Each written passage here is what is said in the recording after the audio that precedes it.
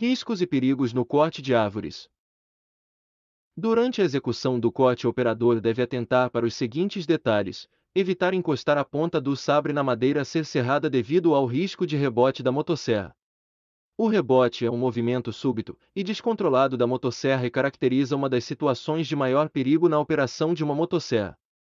Ocorre quando a corrente da motosserra localizada na parte superior da ponta do sabre inadvertidamente entra em contato com madeira ou algum outro objeto sólido. O corte sempre deve ocorrer com o sabre em rotação máxima. A motosserra deve ser firmemente segura sempre com as duas mãos, a direita na empunhadura traseira e a esquerda na empunhadura frontal. Mesmo para os canhotos, a máquina em movimento deve ser encostada no tronco da árvore ou em parte a ser cortada de modo que o pente suporte penetre ligeiramente na casca do tronco ou no poste. A corrente deve estar em movimento quando retirar o sabre de dentro do corte. Durante a execução do corte não se deve movimentar a motosserra para frente e para trás como se fosse um serrote. A corrente deve estar em movimento quando retirar o sabre de dentro do corte. Não se deve pressionar a motosserra com força para a execução do corte.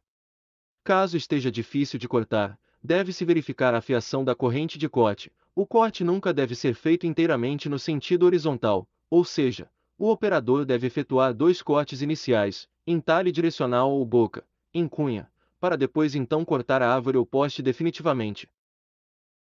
O operador deve evitar que o corte se feche sobre a serra evitando danos ao equipamento. Operador e máquina não devem trabalhar por um período superior a 1 hora, devendo haver revezamento do homem e descanso da máquina. Reabastecimento, de, no mínimo, 5 minutos. Durante o descanso a máquina deve ser totalmente limpa de toda a serragem e lubrificada.